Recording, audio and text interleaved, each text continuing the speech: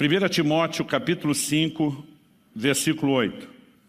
O assunto que eu quero ministrar hoje, que está dentro da nossa temática, na verdade é algo que eu tenho falado desde o início da igreja. Nos primeiros anos eu pregava todo ano essa mensagem.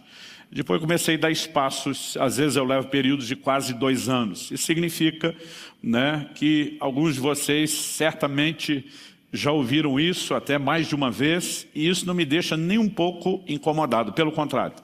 Hebreus capítulo 2 diz no verso 1, importa que nos apeguemos com mais firmeza às verdades ouvidas. Mas para aqueles de vocês que não ouviram, eu quero que saiba que esse é um fundamento importante, Acredito que é um assunto assim, que merece mesmo nossa atenção e compreensão. O tema da minha mensagem hoje é fé e família. Eu quero mostrar a relação entre as duas coisas e o nosso texto, ele será não só o ponto de partida, mas o trilho da nossa reflexão dessa noite. Ele diz assim, 1 Timóteo 5,8, vou ler na Nova Almeida atualizada. Se alguém não tem cuidado dos seus, especialmente dos da própria casa, esse negou a fé e é pior do que o descrente. As variações entre as versões são pequenas. Algumas, em vez de dizer negou a fé, vão dizer renegou a fé. Outras, em vez de dizer pior do que o descrente, usa a expressão pior do que o incrédulo. Mas, em essência, a maioria das versões vão apresentar exatamente a mesma mensagem. Que se alguém não cuida dos seus, especialmente os da sua casa, está negando a fé e é pior do que o incrédulo. E com isso, o apóstolo Paulo estabelece uma conexão entre assuntos que muitas vezes na prática a gente tenta vivê-los de forma separada, que é fé. Quando falo de fé não é apenas crer para uma intervenção de Deus, mas toda a nossa relação com Deus, fé e família. Ele está dizendo que se o camarada não cuida da família, ele vai negar a fé. O seu comportamento familiar afeta diretamente a sua relação com Deus, porque não são assuntos desassociados. Uma prova disso é que o apóstolo Pedro escreve, diz em 1 de Pedro 3,7, ele diz, maridos, tratem as vossas esposas com honra, como vaso mais frágil, para que não sejam interrompidas as vossas orações. Ele não está dizendo, maridão, trata bem sua esposa, para você ter uma qualidade de vida melhor debaixo do teto, para ter harmonia, paz, alegria. Ele vai muito além disso, ele diz, para que não sejam interrompidas as vossas orações. Ou seja, se você cria uma desconexão horizontal no relacionamento conjugal, você automaticamente cria uma desconexão vertical, porque é impossível ferir família e não ferir o relacionamento com Deus. Então nós precisamos entender essa verdade. Pedro não foi o único a falar sobre isso.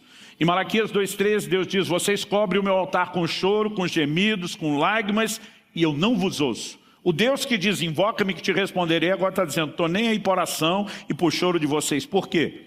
O versículo 14, o seguinte, começa com a pergunta. Vocês perguntam por quê? Deus diz, porque o Senhor foi testemunha entre a aliança entre ti e a mulher da tua mocidade, com a qual tu foste desleal. Deus está dizendo, camarada, você desonra a aliança com o seu cônjuge e automaticamente a aliança que fez comigo, espera que apenas orando, chorando, no pé do altar eu vou te atender. É como se o Todo-Poderoso estivesse dizendo, é ruim que você vai chegar em algum lugar com essa conduta, porque quando ferimos família, ferimos a relação com Deus.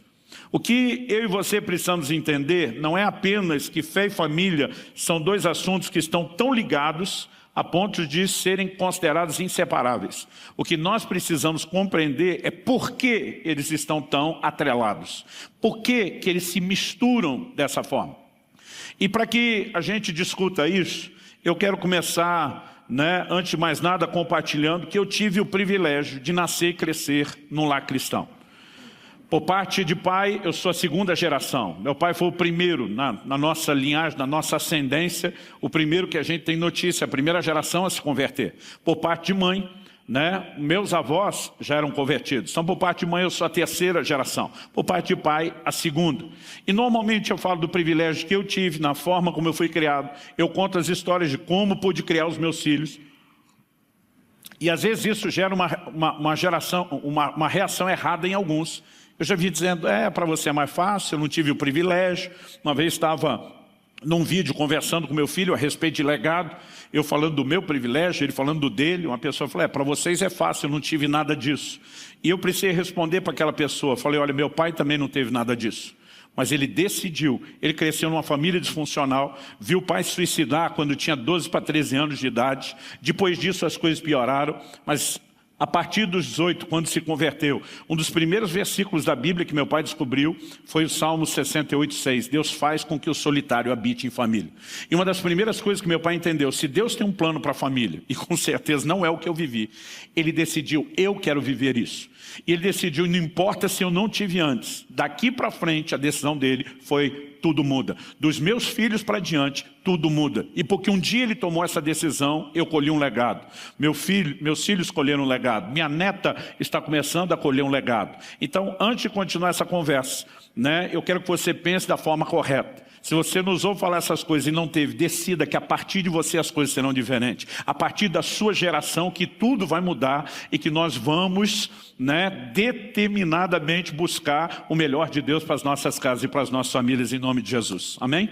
Então, vamos voltar aqui no assunto. Meu pai, por conta desse entendimento que foi revolucionário para ele, nos ensinou com muita repetição, com muito enfoque, que família era algo importante. Eu nunca tive dificuldade de entender que família era algo importante. Primeiro, como instituição de Deus. E Deus zela por aquilo que instituiu e estabeleceu. Né? Segundo, eu compreendi desde cedo que, embora a salvação seja individual, o projeto de Deus é familiar.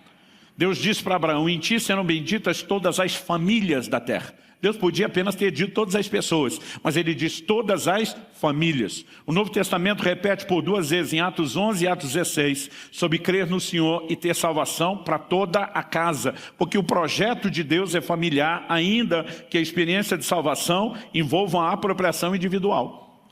Eu entendia que Deus valorizava a família a tal ponto de protegê-la com o que eu gosto de chamar de mandamentos familiares.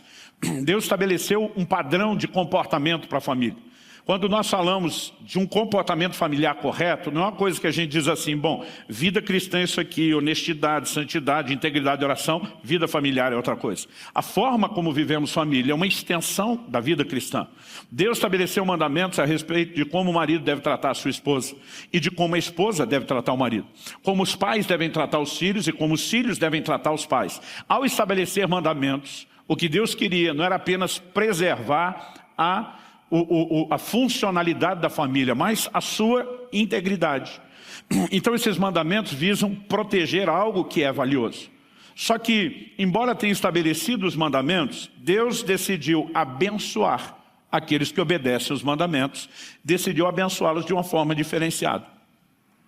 Então, o livro de Efésios nos mostra, né? Paulo está escrevendo para uma igreja dos gentios da nova aliança, mas ele cita e aplica um dos 10 mandamentos. E diz, honra teu pai e tua mãe, para que tudo te vá bem, sejas de longa vida sobre a terra. E diz, esse é o primeiro mandamento com promessa. Com mandamento é uma ordenança, a gente tem a obrigação de fazer. E se cumprimos, não fazemos mais do que obrigação. Mas quando o assunto é família, Deus diz, se obedecer, eu vou te abençoar. E nós precisamos entender que a nossa prosperidade e a nossa longevidade pode ser afetada pela maneira como vivemos família. E isso não é mera frase retórica. É uma promessa de Deus com a qual Deus tem um compromisso. Eu tenho um pastor conhecido lá do Rio de Janeiro, um outro amigo em comum me contou a história, fiquei receoso de que estivessem aumentando, exagerando. Quando encontrei ele, perguntei, cara, é verdade que isso aconteceu com você desse jeito? Ele disse, é verdade. Ele teve uma trombose numa das pernas, o coágulo subiu, virou uma embolia pulmonar. Eu não sei quais foram os outros desdobramentos, mas foram acontecendo um quadro após o outro de complicação e basicamente ele estava na cama, desenganado pelos médicos, esperando, né, pelo menos na expectativa dos demais, que a morte chegasse a qualquer momento. Ele viu entrando pela porta do quarto um anjo de Deus. No momento que ele viu aquele anjo, ele na verdade, né, o denominou como anjo da morte. A Bíblia diz, o Senhor Jesus falando do rico e o Lázaro, diz, quando Lázaro morreu, foi levado pelos anjos de Deus ao seio de Abraão. Algo que você que serve a Deus precisa saber, é que na hora da morte você não está sozinho, você vai escoltado. E saber que a gente tem uma escolta é uma boa notícia. Mas ver a escolta chegar antes da hora que você está esperando, nem sempre é tão empolgante. E quando ele viu aquele anjo entrando e sabia a razão de estar ali, ele disse que olhou para o anjo e disse assim, eu honrei o meu pai, eu honrei a minha mãe, eu honrei vô, honrei vó, honrei tio, honrei tia. Ele diz, eu reivindico o meu direito de longevidade. Ele disse que o anjo sorriu e sumiu. E junto com o anjo, sumiu embolia, sumiu trombose, ele foi instantaneamente curado, está firme e forte até hoje. Isso não é palavras, não são meras palavras de efeito retórico, é um mandamento com promessa. Quem está entendendo, diga amém. Mas os mesmos mandamentos que, se obedecidos, têm bênção diferenciada, também tem julgamento diferenciado. O livro de Provérbios diz: o que amaldiçoa seu pai ou a sua mãe, apagar-se-lhe a sua lâmpada nas mais densas trevas. O que é que significa isso? Que Deus, mais uma vez, está enfatizando a importância da família a ponto de protegê-la e cercá-la com mandamentos que, se obedecidos, existe bênção diferenciada, se quebrados, tem julgamento diferenciado. Nós podemos falar sobre diversos ângulos, né, a respeito da importância da família. Eu aprendi desde cedo que Deus não abençoa só o indivíduo. Normalmente a bênção de Deus se estende para toda a família. Um salmo que meu pai sempre citava, chegou a pregar no meu casamento, foi o Salmo 128, que começa dizendo, a partir do verso 1, bem-aventurado o homem que teme ao Senhor e anda nos seus caminhos, feliz serás, tudo te irá bem. Aí diz: tua mulher será como a videira frutífera em tua casa, teus filhos como rebentos da oliveira à volta da tua mesa. O verso 4 diz: eis que assim, desse jeito, será abençoado o homem que teme ao Senhor. Quando Deus abençoa, não abençoa só o indivíduo, abençoa a família. Durante muito tempo eu imaginava que Deus abençoava a família porque ela é importante para a gente. Eu digo às pessoas: você quer conhecer minha simpatia? Trate bem minha família. Quer conhecer minha antipatia ou o lado ainda não trabalhado da minha alma? Mexa com eles. Então eu imaginava, Deus sabe que ao fazer algo por eles, indiretamente está fazendo por mim, deve ser por isso que abençoa. Não, quando você vai estudar a Escritura de uma forma mais profunda, você descobre que Deus não abençoa a família apenas porque ela é importante para nós. Deus faz isso porque ela é importante para Ele. Mas a pergunta é: qual é a real importância da família? Muitas vezes nós analisamos as coisas numa perspectiva carnal e egoísta. Então parece que tudo o tempo todo na nossa cabeça é apenas porque a gente acredita que é para a gente ser feliz. Felicidade, eu costumo dizer, acaba sendo uma consequência, um efeito colateral de viver o propósito de Deus. Mas não é a essência do propósito. Até porque muitas vezes, para andar dentro do projeto de Deus para a família, você talvez não vai ter toda a alegria durante um determinado período. Quem está batalhando por uma restauração do casamento não está vivendo alegria todo dia, mas está lutando para que ela se manifeste em algum momento como consequência de se alinhar ao plano e ao propósito de Deus. Quem está entendendo, diga amém. Quem está lutando em oração, em intercessão por um filho rebelde, distante, não está vivendo alegria quando decide andar nesse lugar em Deus, mas ele acredita que ela pode se manifestar depois. Mas não é mera e simplesmente a busca pela alegria ou realização no nível pessoal. Algo que eu quero apresentar para você hoje, ligado à importância da família, ao fato de que a família é importante para Deus, vai além da percepção de valor emocional. Tem a ver com uma perspectiva espiritual. Talvez o centro de tudo que eu vou falar aqui hoje é que a família é um sistema de valores que Deus estabeleceu e usa a fim de que Ele possa se revelar a nós. Então, em primeiro lugar, eu quero começar te dando fundamentos bíblicos de que Deus se revela através de figuras familiares. Por exemplo, quando você olha para as Escrituras, você percebe que tanto na relação pai e filho, como na relação entre o homem e a mulher, né? Não importa se nós estamos falando do marido, da esposa, nós estamos falando de pais e filhos, Deus usa essas figuras. Quando Deus queria falar a respeito do seu amor, para que Ele apelou? Isaías 49:15, amor de mãe. O mais sacrificial, sagrado e profundo nível de amor que o ser humano conhece é amor de mãe. Eu falei várias vezes para minha esposa, desde que meus filhos eram pequenos, eu dizia para ela, eu morreria pelos meus filhos, levaria uma bala por eles, só não faria o que você faz. Né? Porque mãe é um nível de dedicação que na cabeça de um pai chega a ser até desnecessário. Pastor, não está exagerando? Julgue comigo. Acho que a maioria dos homens vão concordar, talvez as mulheres não. Israel tinha perto de 7 anos de idade. Chegamos de um culto, né? Ele dormindo no carro, já era tarde, a Kelly pediu para eu descer algumas outras coisas. Enquanto eu descia, eu vi que ela pega o Israel no colo para que ele não acorde e decide levá-lo para a cama no quarto. Mas a gente morava num sobrado e ela tem que andar com aquele menino enorme carregando ele lá para o andar de cima. Quando eu vi ela tirando ele do carro, eu falei, para. Falei, você vai acabar com suas costas, mulher. Ela falou, você vai me ajudar? Eu falei, claro que vou. Ela estende, achando que eu vou pegar o menino. Falei, acorda aí, folgado. E mãe olha e diz, coitadinho, de tadinho nada, o bicho está um sonâmbulo, não sabe o que está acontecendo, está andando e dormindo. Não precisa acabar com as costas. Né? Eu lembro de uma época que uma noite ela escovava os dentes das crianças, a outra era eu. Na dela ela quase acabava com o esmalte do dente das crianças, de tanto esfregava. Na minha eu dava escova para cada um, vocês vão aprender a fazer o trabalho, seus folgados. Aqui é dizer, quem é o folgado? Esse não, o papel de pai é ensinar. Mas sabe, mãe é o mais sagrado nível de amor. E Deus apela para isso. Isaías 49:15. Pode a mãe que amamenta seu filho esquecer-se da criança que mama, ainda que a resposta implícita seja não. Deus, por causa que vez ou outra, pode aparecer uma mãe desnaturada e diz, mas ainda que essa se esqueça, eu não me esquecerei de vós. Tenho os vossos nomes escritos nas palmas das minhas mãos. Deus apela para o amor de mãe. Mas na hora de falar de cuidado, aí ele apela para a figura paterna. E aqui os pais sabem, né, que o peso e a responsabilidade que a gente carrega no nosso papel envolve muito a questão do cuidado da família. Então Jesus diz, se vocês são maus, sabem dar boas dádivas aos vossos filhos, quanto mais o Pai Celestial. Ele fala isso num contexto dizendo, olha, qual de vocês é o pai? Que se o filho pedir pão, vai lhe dar uma pedra. Gente, eu tento, mas não consigo. Cada vez que eu falo desse versículo, eu lembro de um episódio lá em casa. Domingo, a gente brincava que era o dia de passar fome. A gente ia cedo, de manhã para a igreja, tinha a escola bíblica dominical, depois tinha um culto. Papai, né, e mamãe era dos que fechavam a igreja, porque era o pastor, atendia todo mundo. A maior parte do tempo nessa época não tinha carro, ia para casa de ônibus, dependendo da linha de ônibus pegasse, resolvia com 2, às vezes com 3. Nem sempre minha mãe conseguia deixar o almoço adiantado no sábado. A gente brincava que domingo era o dia da fome. E um desses domingos nós chegamos que o almoço não tinha nada preparado, minha mãe ia fazer tudo zero, meu irmão mais velho como sindicato, representante do sindicato dos filhos fomeado, foi lá e disse, mãe, pelo amor de Deus, não dá para esperar tudo, nós vamos morrer de fome. Nós temos que comer alguma coisa antes. Minha mãe diz, vai lá, abre o armário, pega um pedaço de pão. Né? E eu lembro que meu irmão pegou um saco de pão. E aquele pão, antigamente, a nova geração compra pão em saco plástico, se não come o pão fresco, vai comê-lo murcho. Não é tão bom quanto fresco, mas pelo menos é comestível.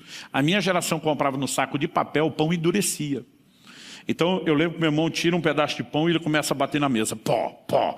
E ele fica restando esse versículo. Qual é o filho que pedindo ao pai pão, esse lhe dará uma pedra? Eu lembro a primeira vez que eu contei isso aqui na igreja, minha mãe estava presente, ela ficava se explicando. Eu não sabia. Mas Jesus está falando de cuidado na perspectiva de algo que é a figura paterna, a responsabilidade do pai. O livro de Hebreus, no capítulo 12, envolve aqui tanto pai como mãe, fala de correção. Ele diz qual é o filho, né, a quem o pai não corrige. Ele diz se está sem correção não é filho, é bastardo. O pai corrige o filho a quem ama. Isso também é uma forma que Deus usa para falar de como ele nos trata. E se a gente deixar de lado essas figuras da relação pai e filho e passar para a relação homem-mulher, nós vamos encontrar várias outras. Eu não estou tentando ser exaustivo aqui, estou trazendo apenas alguns insights para comprovar o ponto. Né? Isaías 62:5, como o noivo se regozija da noiva, assim de ti se regozija o Senhor, ó Israel. Deus usa esse paralelo. Em Efésios 5, nós vemos Paulo falando a respeito de um paralelo entre o trato do marido com a sua esposa e de Cristo e a noiva. Cantares é um dos livros que acredita ser uma alegoria profética do relacionamento entre Cristo e a igreja. Então, quando nós olhamos, é fato, Deus se revela através de figuras familiares. Eu nunca tinha pensado muito nesse assunto até o ano de 2005, que foi quando começamos a igreja. Alguns meses antes de darmos início, Deus começou a falar muito forte ao meu coração a respeito dessas coisas. E ele me fez lembrar de uma experiência que eu tive quando, né, o Israel, meu mais velho, era ainda bem pequeno. Ele devia ter em torno de uns 4 anos de idade. Eu lembro que era a fase tagarela, né, e também porque a Lissa, minha filha, ela ainda era bebezinho, quase não falava. Futuramente isso mudaria drasticamente e ela se tornaria uma profissional da conversa, mas nessa época ela resmungava muito pouquinho. E a gente ia fazer uma viagem para a casa dos meus sogros, que dava uns 700 quilômetros. Isso significava uma viagem de pelo menos 9 horas, que foi o que levou. Isso significava que eu precisava de um grande estoque de paciência para lidar com meu filho perguntando centenas de vezes, quanto tempo falta? Está chegando?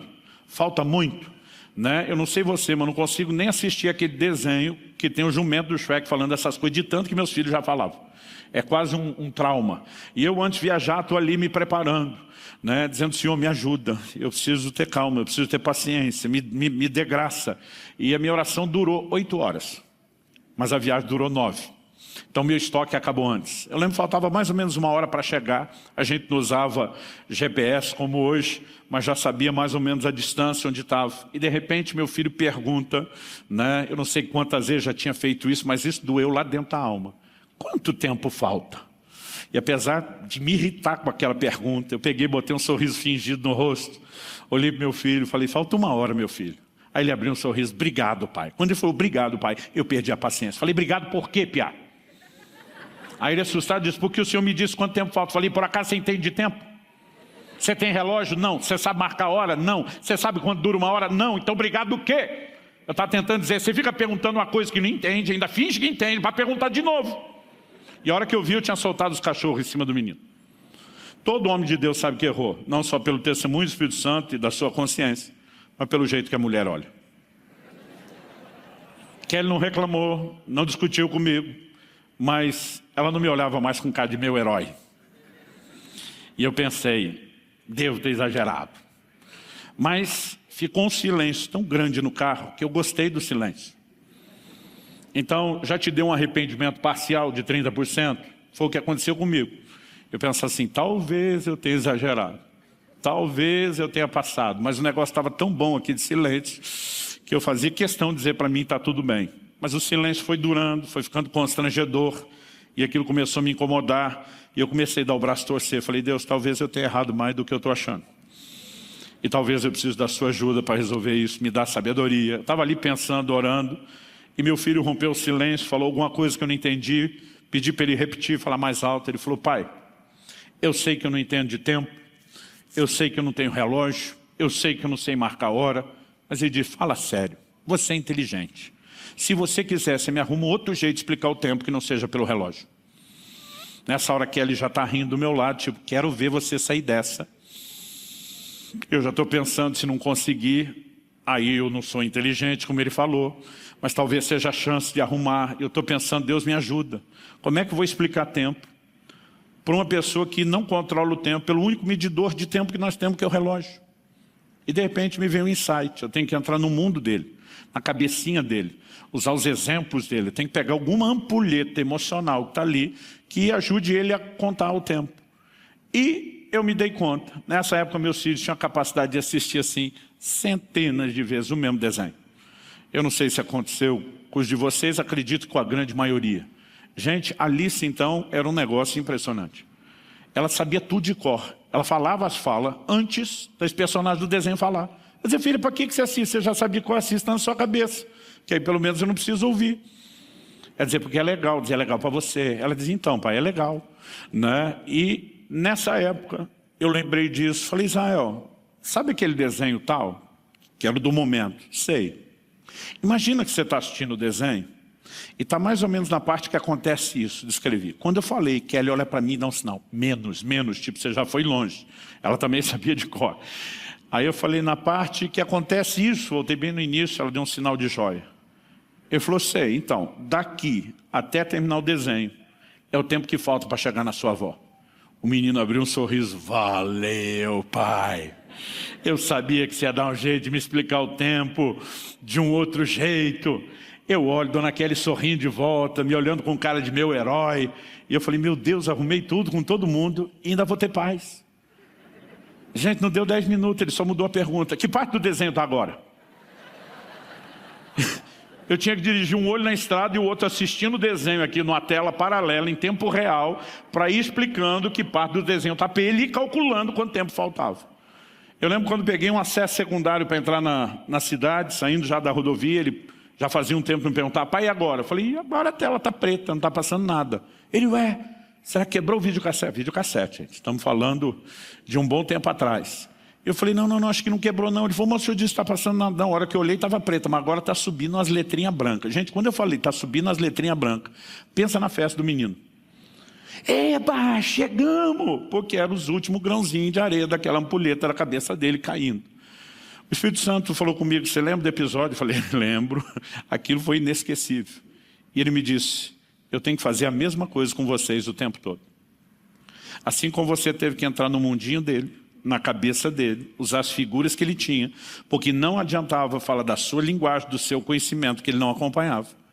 Ele diz, é a mesma coisa que eu tenho que fazer com vocês. A Bíblia diz que os pensamentos de Deus são mais altos que os nossos.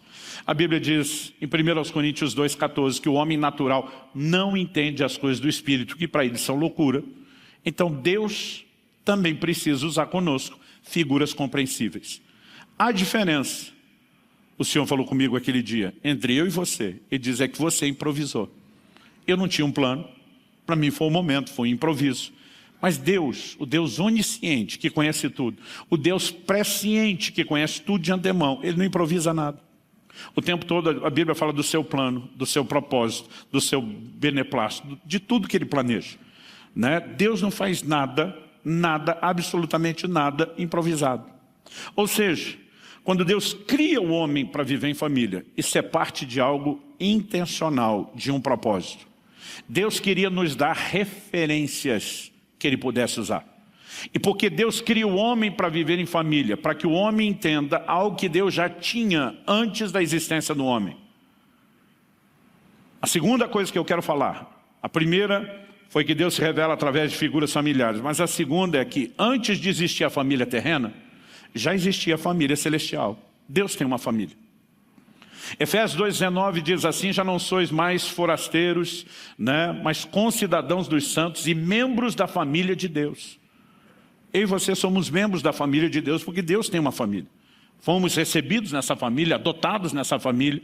Em Efésios 3, 14 e 15, Paulo diz, por essa causa me ponho de joelhos diante do Pai, de quem toma o nome toda a família, tanto no céu como sobre a terra. A Bíblia não só diz que Deus tem uma família, mas parte da família está no céu, parte está na terra.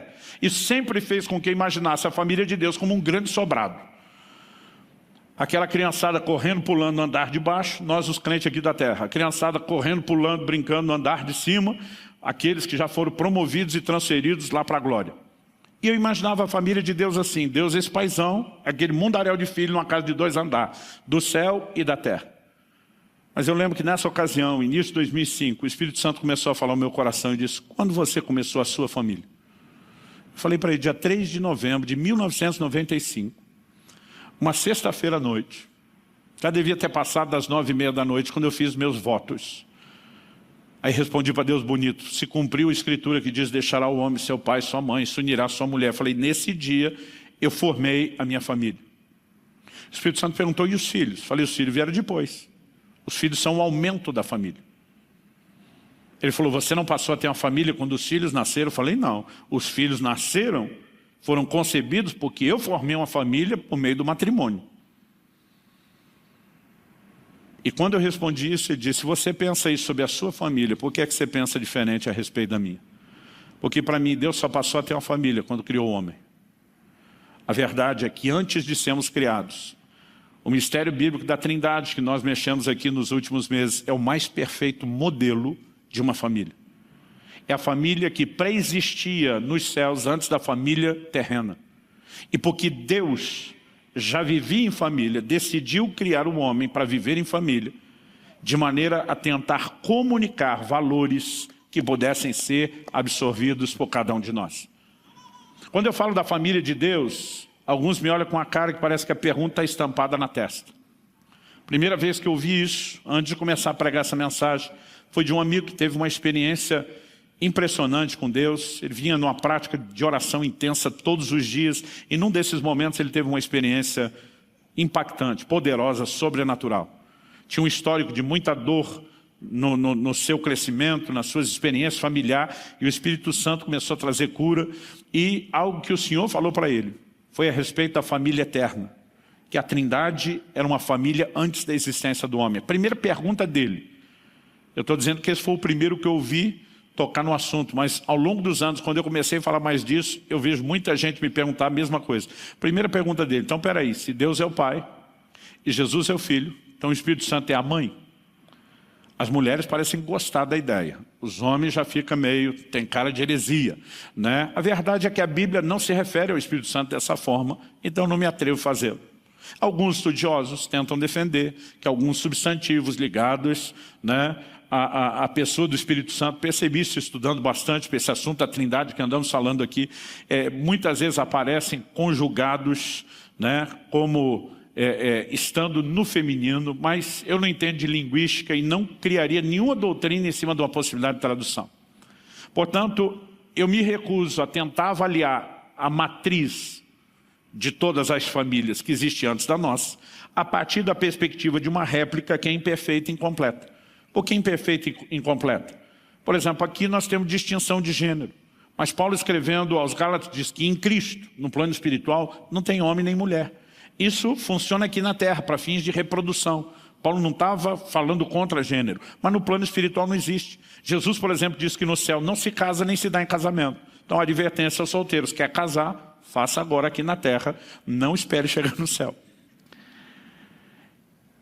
E uma vez que não tem esse paralelo, eu não vou tentar comparar quem é o Espírito Santo na família de lá a partir das posições aqui. Mas se a gente fizer a análise inversa, em vez de tentarmos entender a de lá a partir daqui da terra e olharmos da celestial para a terrena, nós vamos perceber que a mãe acumula papéis e funções aqui na família terrena que são atribuídas ao Espírito Santo na família celestial. Por exemplo, quem é o responsável pela gestação da vida na família eterna, a Trindade? O Espírito Santo. Seja na criação de Gênesis, onde ele pairava sobre a face das águas. Alguns estudiosos associam o verbo pairar com chocar. Ou quando o Espírito Santo, né, é anunciado por Gabriel que envolveria Maria: descerá sobre ti o Espírito Santo, o poder do Altíssimo te envolverá com a sua sombra. Quem é o responsável pela gestação da vida na família terrena? A mãe, ainda que a semente não seja dela. Quem é chamado de o Consolador na família celestial? O Espírito Santo. Quem é a fonte de consolo na família terrena? A mãe. Eu não sei os filhos de vocês, os meus já choravam chamando a mãe. Mãe! E aliás, isso era algo que eu tinha dificuldade. Eu lembro de uma ocasião que o Israel tropeçou e caiu, fui acudir, o menino me deu um drible, correu para o colo da mãe que estava longe. Eu fiquei todo sentido, que nós os pais às vezes somos mais imaturos que os filhos. Falei para aquele: poxa, eu que vi, eu fui correr, como é que o menino me dribla e corre para o seu colo? E aquele que esse doce de pessoa que vocês conhecem, aquele dia foi bem sarcástica comigo, ela dizia: por que será? Como quem diz assim: vocês os pais parece que não entendem nada de consolo. E ela me fez lembrar, contando uma situação assim, em termos quase exagerados, porque eu fiz muita chacota disso depois, né, de um episódio. Ela falou: deixa eu refrescar sua memória. Um dia meu filho está pulando no sofá. E eu não sei você, mas eu sou parte de uma geração que não podia brincar no sofá. Cada geração tem seu protesto. Eu ouvi um cara mais velho que eu dizendo: eu sou a geração que não comeu peito de frango. Ele dizia: quando eu era criança, peito de frango era para os adultos. Quando eu fiquei adulto, peito de frango era das crianças. Eu já sou a geração que não podia brincar no sofá. O sofá era para uma tal de visita que nunca aparecia. E a gente que morava na casa não podia usar. E eu ficava dizendo para mim: quando crescer, tiver minha família, filho meu, fala o que quer no sofá. A gente faz umas promessas bestas. Agora está lá meu filho pulando no sofá. Eu estou pensando quanto custou aquilo. Acomodado, olhando, mas pensando: deixa que pule, afinal de contas não podia. Mas daqui a pouco o Israel começa a pular de um sofá para o outro. Eu falei: campeão, pular no sofá, beleza. Se você estragar o sofá, não me importa. Mas se você ficar pulando de um para o outro, você vai cair. E eu não quero que você se estrague. Não, pai, não vou cair, filho. Aprenda a sabedoria milenar. Quem entende as coisas é o pai, não é o filho. Você acha que não, mas se você insistir, vai acontecer. Não vai, pai. Fui para o posto de observação. Alguns dizem que o pai fica gorando, não é verdade. Posto de observação. Meu pai dizia que na escola da vida o castigo vem antes da lição. Primeiro você apanha, depois aprende. Falei: vamos observar o aprendizado. E ele pula de um sofá para o outro, do outro para um, de um para o outro, do outro para um. Num desses pulos, na hora da arrancada, ele escorrega o pé. O impulso não foi o suficiente. E ele foi só até a metade e caiu no vazio dos dois, blumba, no chão duro. Tinha um tapete que não era tão felpudo ou macio, deve ter ajudado alguma coisa. Mas na hora do blum, e o menino levanta chorando, a mãe, que estava bem mais longe, teletransportou. A hora que eu olho de como ela chegou aqui. Né? E ela que foi acudir, eu não tive nem tempo. E aí eu vou contar do jeito que eu esculhambava, né, aquele nos nossos momentos, que eu dizia: isso é muito para a cabeça de um pai. né, a forma como a mãe decide consolar. Primeira pergunta da mãe para o filho: meu filho, o que é que aconteceu? Eu estou com vontade de dizer, todo mundo sabe que o menino caiu, para que perguntar? Mas a mãe chega e deixa o filho dar a versão. Ele: eu caí. E minha vontade de dizer, nossa, achei que estava treinando para aprender a mergulhar na piscina. Aí a mãe pergunta: e machucou? O pai, nessa hora, eu e a maioria do meu sindicato quer gritar: não, está chorando de treino, para ficar bom quando precisar. Mas eu estou ali: não peca, não peca, fica quieto, morda a sua língua. Eu estou fazendo cara de paisagem, dentro de mim o vulcão em erupção, do lado de fora está tudo quieto, tranquilo. Eu dizendo: segura, campeão, segura. Aí, não bastasse isso tudo que já tinha gerado indignação suficiente, a mãe, que já perguntou o que aconteceu, ele caiu, né? E doeu e machucou, agora ela diz: deixa que mamãe dá um beijo e já sara. Aí eu quero gritar: tá trolando você, piá. Não é xilocaína, não é analgésico, não sara nada. Mas eu estou: fica quieto. Mas está cada vez mais difícil ficar quieto. E aí o menino estende o braço e a mãe nem beijar direito, beija. Chega uns 2 centímetros perto. Sarou ele. Eu quero voar no pescoço dos dois. Aí a Kelly está me fazendo lembrar do episódio. Aí um outro dia, meu filho está lá brincando no sofá. E daqui a pouco resolveu pular de um sofá para o outro. Falei: bonitão, lembra da última vez? Não, pai, agora eu aprendi, não caiu mais, filho. Você acha que aprendeu? Sabedoria milenar. O pai está certo, você vai estar errado de novo. Não pula de um para o outro, não é seguro. Não vou cair. Fui para o posto de observação. Daqui a pouco, gente, parecia a mesma coisa. Eu não sei se foi na ida ou na volta, como da outra vez. Não sei se foi o mesmo braço, mas no mesmo vão. Tipo o gol da Alemanha. Você fica olhando, é replay ou está acontecendo de novo? Para que mexer na ferida, né? Agora doeu. Então não sei se foi na ida ou na volta o mesmo braço, mas do mesmo jeito. Caiu, blum, levanta segurando o braço, chorando. Dessa vez, eu que estava mais perto, teletransportei. Psh. A hora que ele foi correr para um lado, cerquei, foi correr para o outro, cerquei. Tipo, hoje é nós. Aí agora é a hora da Kelly fazer chacota comigo e fazer todo o drama de como o pai consola. Primeira coisa que o pai fala para o filho: está chorando. Engole esse choro. Você é homem ou não é? Sou. Engole o choro. Sou. Aí eu olho para o menino: pai que é pai, antes de consolar, dá sermão, gente. Eu não te falei que se você ficasse pulando, ia... Falou. Engole o choro. Falou. Então bem feito! Se tivesse ouvido seu pai, não tinha caído. E a hora da gente rasgar o sermão. A Kelly me falou: meu amor, quando alguém está se afogando, não é hora de dar sermão porque não aprendeu a nadar, é hora de jogar boia. Eu falei: você falando assim não só faz todo sentido, mas faz me sentir um pouco idiota. E ela olha para mim e diz: e a princípio, o beijo não é para sarar o braço, é para sarar a alma da criança. Eu: bom. Parece que as mães são as profissionais do consolo. É uma dádiva de Deus. É parte de um papel que elas desempenham. O que eu e você precisamos entender? Que assim como há uma família terrena, há uma família celestial que antecede a nossa. E a boa notícia é que, embora a família terrena seja imperfeita, a família celestial não é imperfeita. Isso me leva ao meu terceiro e último tópico, aonde eu quero terminar. A imperfeição da família terrena acaba nos dando uma lente. E essa lente determina a forma e a maneira como nós enxergamos Deus. Se Deus quer usar uma figura familiar para que a gente o entenda, e Ele vai falar do amor de mãe para quem não teve uma mãe tão boa, a pergunta é: nós vamos entender tão bem a expressão do amor? Não. Se Deus vai falar de como um pai se importa e cuida do filho, mas está falando isso para uma pessoa que não teve esse tipo de pai, a mensagem vai ser bem compreendida? Não. Porque a lente está gerando não uma visão correta, mas uma deformação, uma caricatura de quem Deus é. E eu comecei a entender isso porque logo nos primeiros anos do ministério pastoral, eu tive uma experiência que me fez prestar atenção e reparar nisso.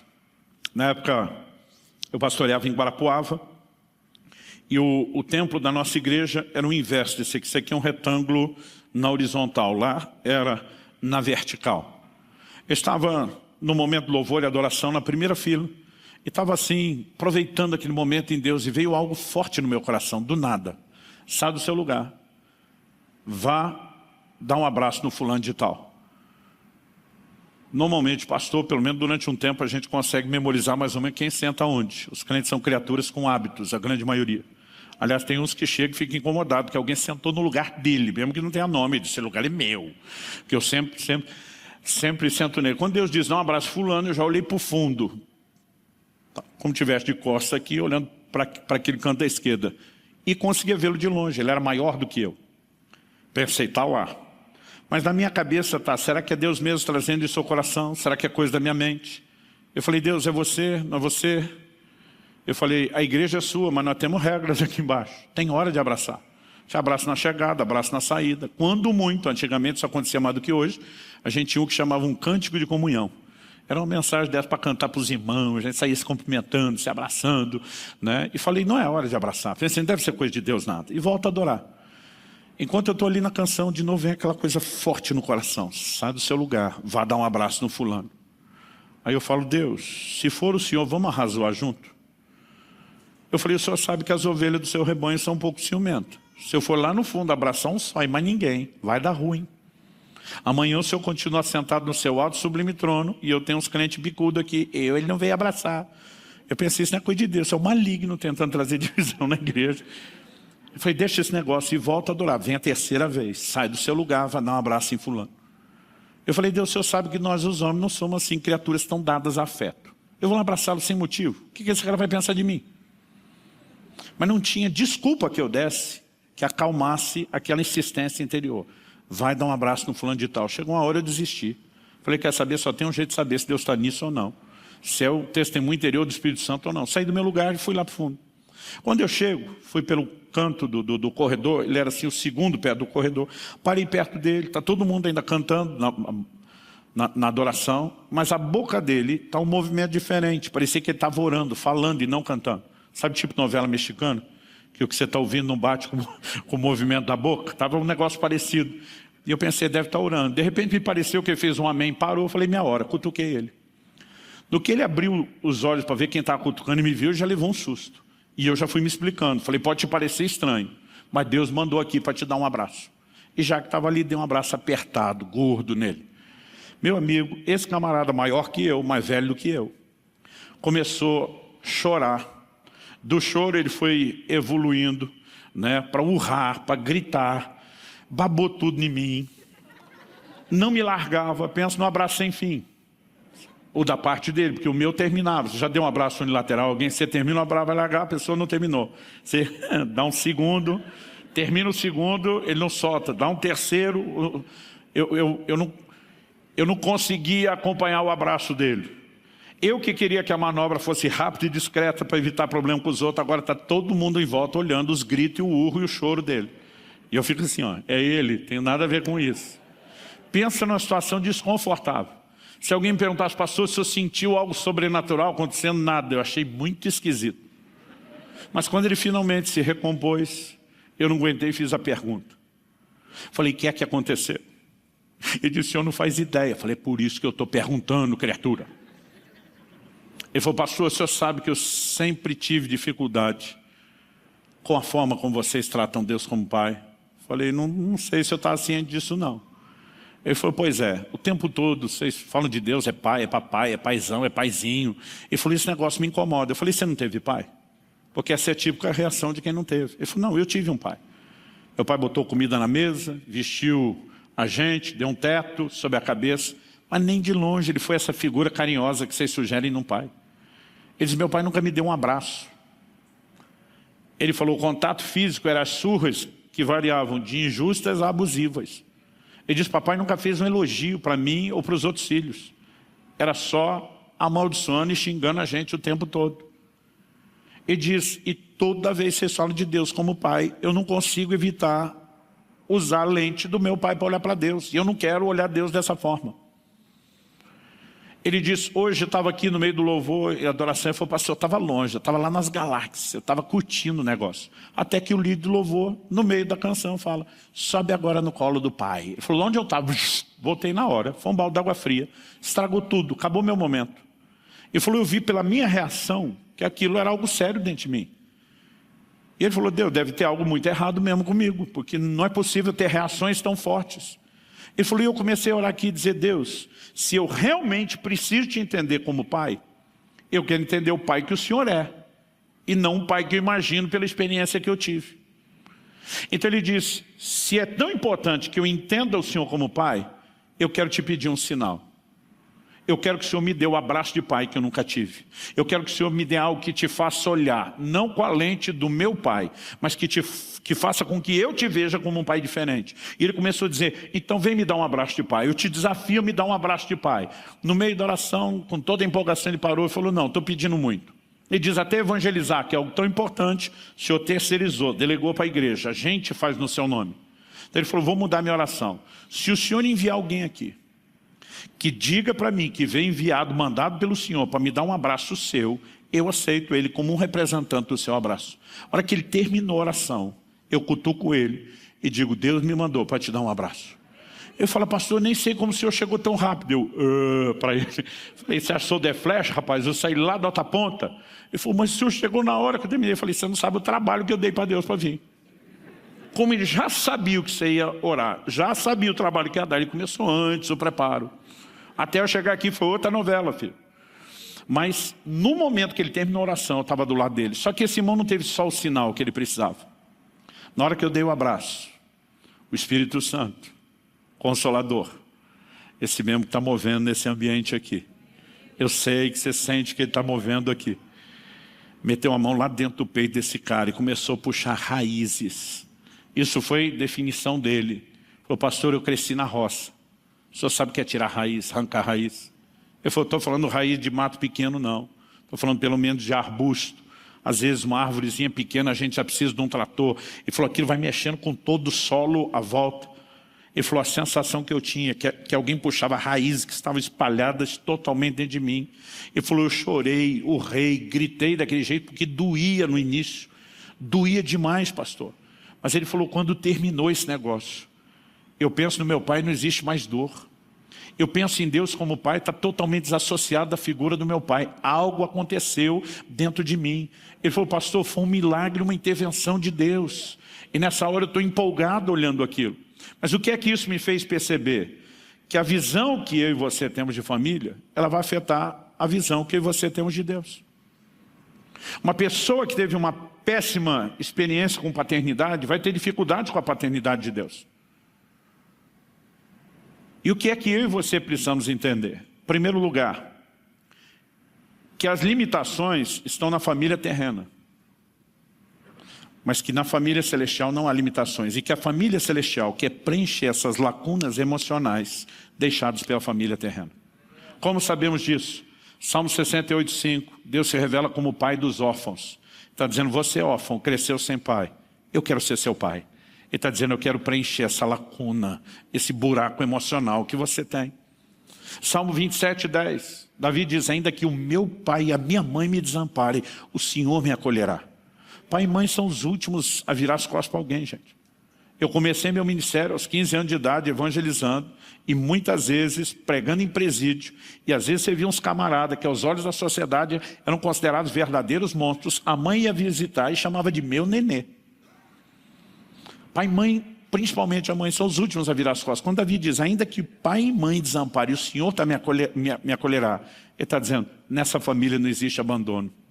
Nessa família existe acolhimento que compensa o abandono da outra.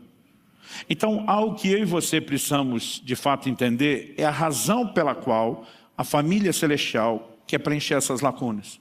Porque se não houver cura na lente que nós temos, nós não vamos desfrutar do relacionamento com Deus como deveríamos.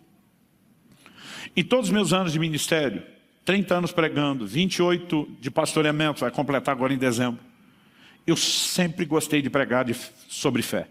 E muitas vezes quando estamos pregando aquelas mensagens de fé, que é para incendiar a mesma turma, porque Deus disse, nunca te deixarei, jamais te abandonarei. Tem aqueles irmãos que estão te olhando com aquela cara, eu vou voar. Mas tem aqueles outros que estão olhando para você com a cara assim, sei. E você diz, como é que esse não se empolga? Eu comecei a descobrir com o tempo, principalmente acompanhando os que reagiam dessa forma, e o que eu vou falar agora é estatística, é pura estatística, que a grande maioria, praticamente absoluta desses, tinha uma única coisa em comum. De todas as igrejas que eu pastoreei, os que eu chamava os incrédulos crônicos, os que tinham dificuldade, eles tinham uma coisa em comum, experiências de abandono. Então você está lá dizendo, Deus prometeu, não vou te abandonar. E o cara inconsciente está pensando, meu pai também falava isso antes de virar as costas para a gente. Minha mãe também disse isso antes de virar as costas para a gente. E muitas vezes isso se torna uma lente, que na verdade confunde a revelação que eu e você deveríamos ter de Deus. Mas o inverso também é verdadeiro. Porque é que eu e você temos a responsabilidade de viver uma vida familiar correta. Eu entendi essas verdades quando meus filhos ainda eram pequenos. E eu cresci debaixo de um temor, de entender a minha responsabilidade de ser bom esposo e ser bom pai. Não era apenas para ter uma boa qualidade de vida emocional em casa, mas porque a lente que um dia meus filhos iriam olhar para Deus seria a paternidade que eu iria exercer sobre eles. E eu seria responsável pela forma como eles entenderiam ou não a Deus no futuro. Isso precisa trazer temor no nosso coração. Nós não podemos viver família de qualquer forma. Se nós temos um compromisso com continuidade geracional, nós precisamos entender o quanto vamos impactá-los. Então, se por um lado eu estou falando dos incrédulos crônicos, por outro nós precisamos entender que alguns não têm dificuldade nenhuma de crer, porque cresceram num ambiente onde não só nunca foram desamparados, mas promessas eram sustentadas. Um dia uma pessoa me perguntou, falou, pastor, o senhor conta cada experiência de fé dos seus filhos? Ele falou, o senhor acha que aqueles dois nasceram com o dom da fé? Eu falei, não. Eles foram muito expostos ao alimento da fé, que é a palavra. Cresceram num ambiente onde era natural ver resposta de oração. Mas se tem algo que meus filhos, embora conheçam as limitações do pai, algo que eles não podem falar, é de promessas que não são cumpridas. Talvez o versículo que eles mais me ouviram repetir na vida não foi João 3,16, Deus amou o mundo de tal maneira, foi o Salmo 24. Aquele que jura, isso também está no Salmo 15, se não me engano, aquele que jura e com dano seu não muda. Falou, está falado, falou, tem que cumprir, falou, não tem volta. Então sabia que se o pai fizer uma promessa, está falado e ponto final. Quando morávamos em Irati, estávamos na fase de implantação da comunidade de alcance lá, que foi a primeira. Eu tinha vindo pregar em Curitiba o fim de semana, eu estava aqui, não me lembro se eu vim na quinta ou sexta noite, acho que era na quinta-feira já. E eu estava aqui até o domingo de manhã. Nosso culto lá era domingo à noite, eu depois do almoço voltaria. O culto tinha terminado na igreja, ainda não tinha ido almoçar, o celular toca. Israel devia ter 6 para 7 anos de idade na época. E ele, ô pai, que saudade de você. Eu falei, saudade de você também, filho. Mas de repente ele muda o assunto, diz, mas não liguei para falar da saudade. Eu falei, não, você ligou para falar do quê? Ele falou, pai, liguei para dizer que eu tenho muito orgulho de você, do homem de Deus que você é. Você é tipo o apóstolo Paulo, você viaja para abençoar as pessoas, pregar a palavra. Eu na hora já sabia que tinha o dedo da mãe por trás, ministrando ele na minha ausência. Mas ele começa uma conversa que não parece conversa de criança. E à medida que ele vai falando aquilo, reconhecendo que para mim era muito difícil, né? Eu por 17 anos, eu passei em média 3 dias por semana fora, longe deles. Quando ele vai falando aquilo começou a me emocionar. Eu estou me segurando para não chorar enquanto falo com ele. E quando eu estou assim, no auge, entregue, quebrantado, ele termina a ligação dizendo, só não esquece meu presente. Ele diz que nessa época fez isso sem nenhuma segunda intenção. Mas eu emocionado, quebrantado, falei, o que é que você quer? Ele, estou podendo escolher? Nós estávamos vivendo um período de muita renúncia, né? Em termos de padrão de vida, vida financeira. Eu fui plantar a igreja, não tinha salário, levei mais 6 famílias comigo, corri que nem um louco para movimentar e girar aquela roda. E meu filho tinha pedido um negócio uns 2, 3 meses antes. Eu falei, filho, mas não tem perspectiva nem a longo prazo de papai poder dar um presente desse para você, sem chance. Esquece isso, tira isso da sua cabeça. Nesse dia que ele falou, estou podendo escolher, eu emocionado não pensei, falei, o que você quiser.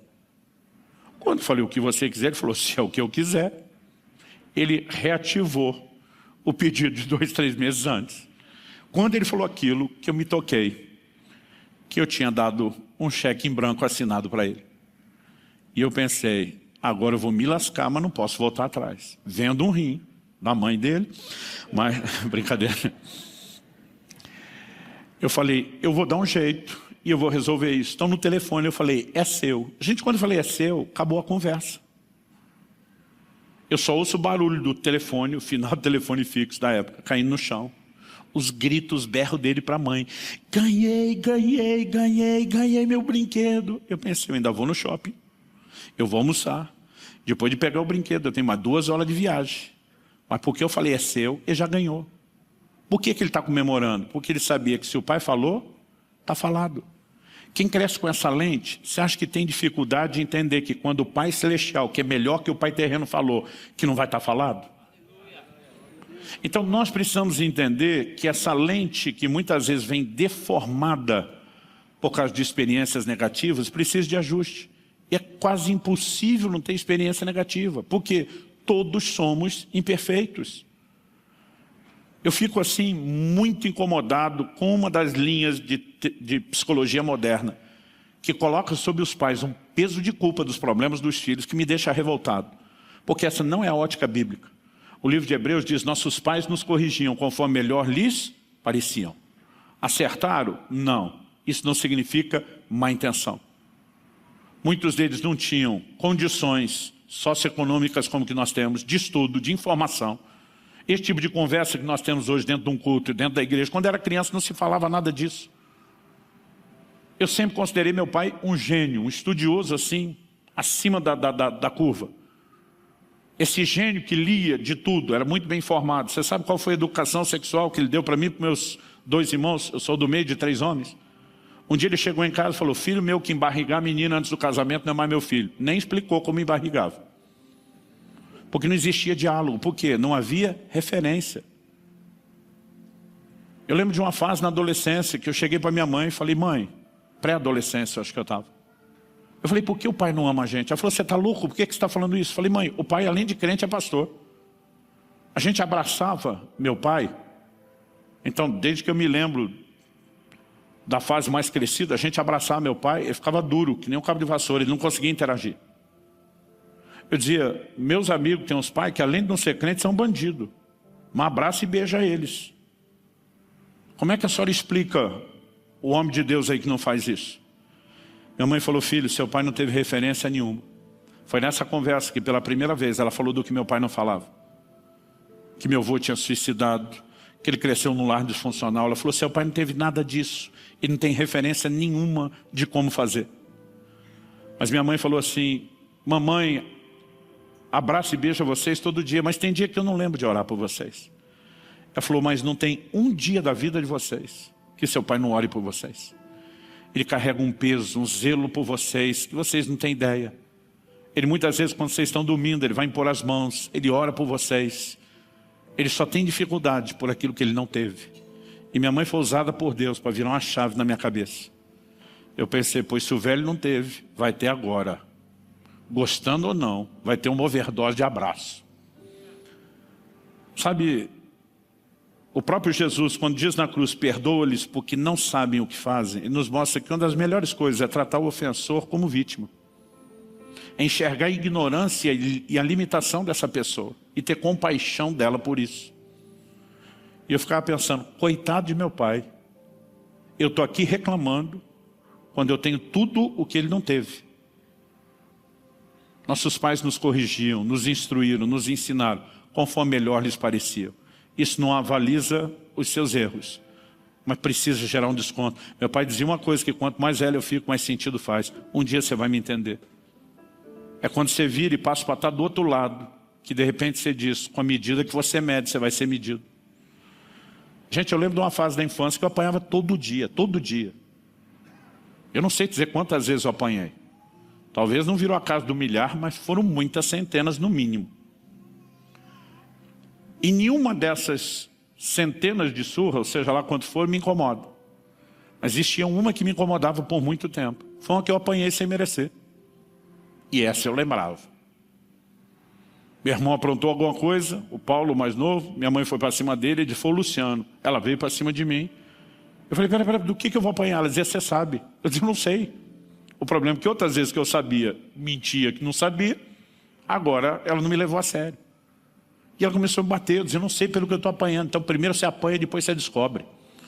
Aí eu estou lá apanhando, meu irmão arrependido entra e fala, não mãe, eu menti, não fui ele, fui eu. Minha mãe ficou desacossoada, só me largou, foi saindo. Eu falei, e ele? Ela falou, depois eu resolvo com ele. Eu falei, e eu que apanhei à toa? Minha mãe falou assim, a próxima que aprontar está apanhado. Alguém aqui já apanhou a crédito? Eu apanhei. E gente, pensa em indignação dentro de mim. Quem que apanha sem merecer? Fui lá e gastei uma das boas. Falei, já está apanhado, só não vai fazer nada. Eu ficava pensando isso, que pai que bate no filho sem ter feito nada. Mas mesmo pensando isso tudo, eu uma vez disciplinei meu filho por algo que ele não fez. E o pior, ele ficava me dizendo que não fez. Todos os amigos dizendo que sim. Eu falei, vai apanhar dobrado que está mentindo. Ele falou, pai, eu não sei porque eles estão falando isso. Mas eu não fiz. Eu falei, filho, todo mundo ia mentir. Ele falou, não sei porque eles estão fazendo. Eu te prometo que eu não fiz. Eu falei, você sabe que o réu confesso, delação premiada, valia muito em casa. Da própria pessoa e dos outros, dos irmãos. E eu disciplinei ele o dobro, porque supostamente estava mentindo. Quando saímos do banheiro, aquele mundaréu de crianças, os filhos dos outros pastores, tudo de cabeça baixa, a gente mentiu. Eu queria dar nos filhos de todo mundo, não podia. E na hora eu me lembrando do quanto julguei minha mãe. Eu lembro que eu chorei na frente do meu filho. Dizia, meu filho, me perdoa. Ele falou, claro que eu te perdoo, pai, mas eu queria que você tivesse acreditado em mim. E aí? E tudo aquilo que você lançou quando era vítima, agora você perde completamente a rigidez, porque do outro lado precisa ter um pouquinho de tato e compreensão. Por que eu estou dizendo isso? Gente, o mesmo Deus que quer preencher as lacunas familiares, Ele quer mudar nossa ótica, Ele quer nos levar a um lugar de tolerância, de compaixão, de perdão. Quem está entendendo o que eu estou falando? Algo que Deus me falou, e eu termino com isso aqui agora. Quando me fez entender essas verdades, Ele disse, eu não quero que você pregue só restauração familiar. Eu quero que você pregue a restauração da visão familiar.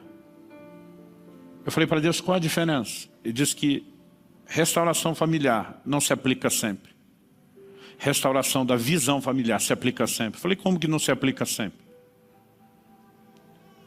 Mas se você pensar que teve problemas sérios com o pai e a mãe, e eles já morreram, você pode até viver perdão, cura em relação ao que teve. Mas o relacionamento não volta. Eles já foram. Não vai mais ter relacionamento. Acabou. Alguém se converteu no terceiro ou quarto casamento. Não tem como restaurar tudo que teve antes. Acabou. Mas a visão familiar sempre pode ser restaurada.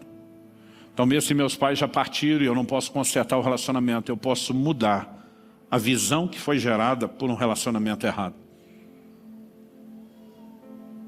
E se eu me convertir depois de vários casamentos, eu posso mudar a visão a respeito de matrimônio, para não apenas entender melhor o reino, como poder ajudar os filhos.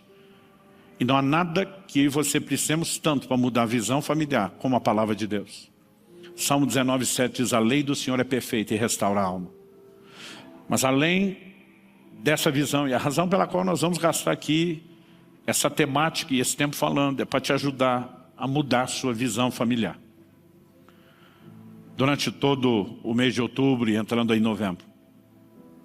Mas algo que você precisa estar aberto, não só hoje, mas a partir de hoje, é que Deus te permita fazer com que você revisite alguns episódios da sua história, para talvez liberar perdão, ou pedir perdão por algo que você tenha feito. Talvez você seja vítima, talvez você seja ofensor. Talvez você seja um filho abandonado que tem que perdoar o pai ou a mãe que abandonaram. Talvez você seja o pai ou a mãe que abandonou e precisa pedir perdão. Tem muita gente que se converte, sabe que é uma nova criatura, mas gerou filhos fora do casamento e nunca se importou com eles. Em algum momento tem que haver conserto. Precisa haver humilhação, precisa haver arrependimento, precisa haver pedido de perdão, precisa haver um testemunho. Eu não sabia, eu vivia na ignorância. hoje eu não agiria dessa forma, eu não teria feito o que eu fiz. Tem muita coisa que precisa ser consertada, e eu creio que nesse tempo nós não vamos ter só ensino, nós vamos ter um vento profético soprando para trazer restauração na casa, para trazer restauração na sua vida. Você crê nisso? Vamos ficar em pé, vamos orar juntos.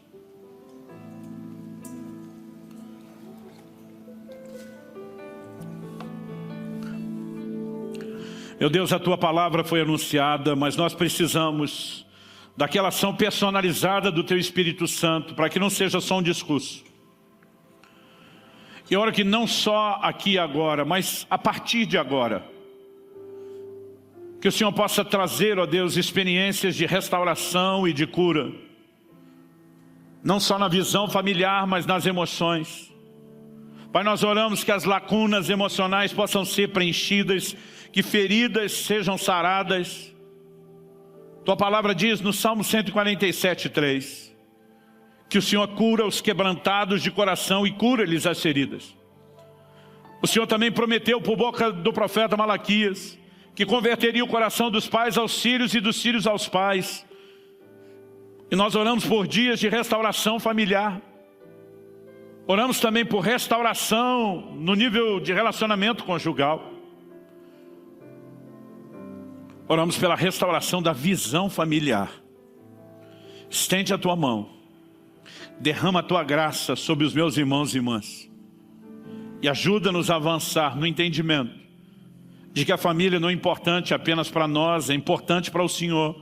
E é importante não apenas porque é uma instituição sua que o Senhor quer defender, mas porque é um sistema de valores que o Senhor estabeleceu e usa a fim de se revelar. Portanto, ó Deus, ajuda-nos a entrar nesse lugar de entendimento e cooperação com o Senhor, para que a visão familiar seja cultivada de forma correta em nós, em especial na vida de nossos filhos, nossos netos, nas próximas gerações. Nós clamamos em nome de Jesus, e para a glória de Deus. Se você crê e concorda, diga amém. Se você recebe essa palavra, diga eu recebo em nome de Jesus.